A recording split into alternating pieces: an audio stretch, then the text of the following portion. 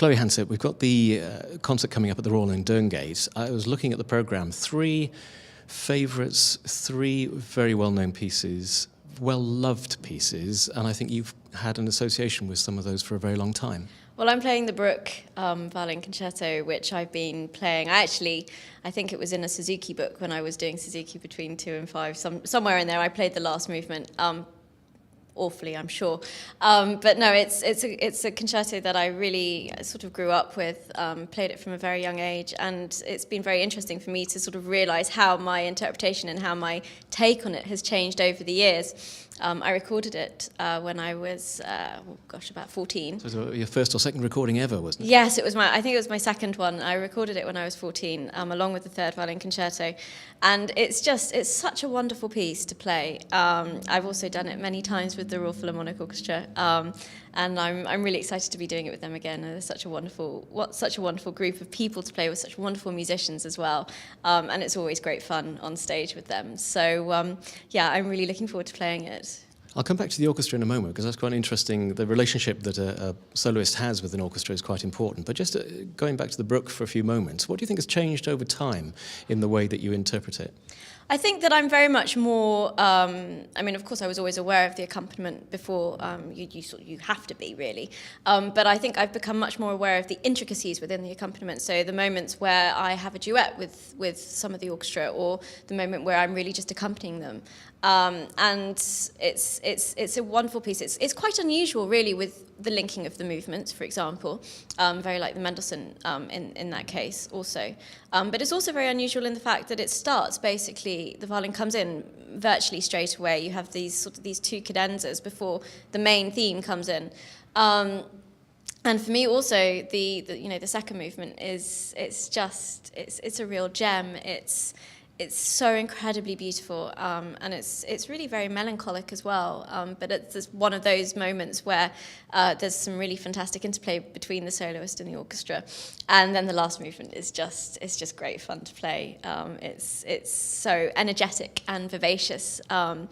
And there's just so much dancing. There's also a beautiful lyrical passage, 2 beautiful lyrical passages within the last movement, which is fairly unusual as well. So the second subject is this really broad theme, and it's just fabulous to play. It's very much had a much higher profile, hasn't it, more recently, as though people have been discovering it, and you've been playing it a lot more, I guess. Why do you think it was, I don't know if overlooked is the right word? I think it has everything that you could want from a concerto. I think it has the singing, it has the beautiful singing lines, but it also has the virtuosity and sort of the energy behind it as well, which I think really appeals to people. And it's completely understandable as to why it's so popular, because it just has everything you could want. Do you think you'll keep on learning about the piece? It'll keep on changing. No matter how many times you play, you'll keep on finding something new? Absolutely. Well, I hope I will. That's certainly my aim.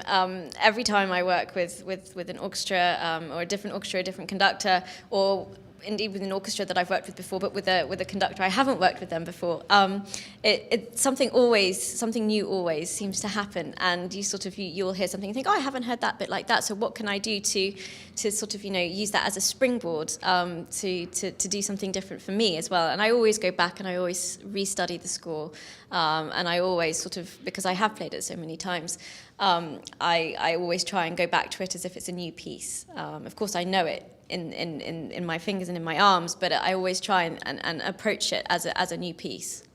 It's interesting you say you know it, it's under your fingers, as the pianist sometimes says. But does that mean there is a temptation to keep on playing it the same way, and you really do have to work? You have to be aware of what you're doing. You certainly do have to be aware. I mean, it's in a way it's nice to know that you know it so well. But for me, I always want to try and find something new in it. I think it's very important to do that with pieces for me, it's very important to do that with pieces that I've played over and over again, just simply to keep it fresh. Now, you mentioned the RPO, and you've played with them many times. How important is that relationship with the other musicians? It's incredibly important. Actually, the Bruch was the first concerto I ever played with them. I think I was about 14 or 15, and it's incredibly. We've gone on tours. We've been to Shanghai, we've been to Azerbaijan, we've been to Turkey, And not only are they just wonderful, wonderful musicians, but they are just incredibly lovely people.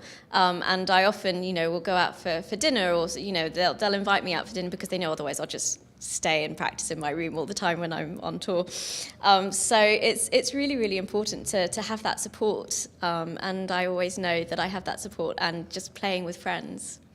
Well, I guess there's another person in this relationship, isn't there? There's the conductor as well. Now, Nick Collin, you've worked with before. Yes, absolutely. I've worked with him a few times over the years, and we've done the Brook before. So he's wonderful to work with, and very, very exciting. So it should be great. It should be great on stage. I sort of want to know the power structure that's going on here. Are you telling Nick and the orchestra what to do? Is the orchestra and Nick trying to herd you around to doing something differently, or is it very collaborative? It's very much a collaborative.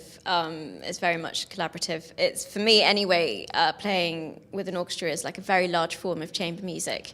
And I think sort of just having that connection and just sort of really being aware of everything that's going on around me, and sort of knowing exactly what's going on is very, very important. But it's very much collaborative. There's no, I would like it like this, so we're going to do it like that. If you see what I mean, it's very much sort of, well, what do you think about this, and shall we try this? And it's great. It's a wonderful way of making music.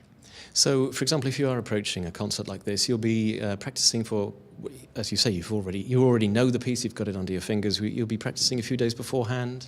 Oh, absolutely. I mean, I'm already because at the moment, especially, I've been incredibly busy with lots of different concerti. So I will practice certain moments of. I will practice, of course, the sort of the main concerti that I'm playing, but I also practice. I always try and look ahead 2, 3, 4 weeks. And well, also 2, 3, 4 months in advance as well. But when I know I've got sort of concerts in a patch, then I will prepare very, very well beforehand, and then I will sort of just pick out a few passages to sort of to keep going over of any concerto at any one time that I've got coming up. But the amount of time that you actually spend with the orchestra must be quite limited in terms of refining how it's going to be on the night. It varies. Sometimes it's an on-the-day rehearsal. Sometimes you have the opportunity to rehearse the day before. Sometimes you might even get 2 rehearsals. So it just varies. So we've already said there are 3 people in the relationship. You've got the orchestra, yourself, and you've got the conductor. There's a 4th in the room as well. That's the audience, and that's crucial. Absolutely crucial. I'm really excited to be going back to Northampton and to be playing the Brook there. Audiences are so vital, really, to everything, and to be able to have that energy to bounce off as well is wonderful. It's also a huge privilege that for me to be able to play music for the audience. So I feel very privileged to have the opportunity to do that.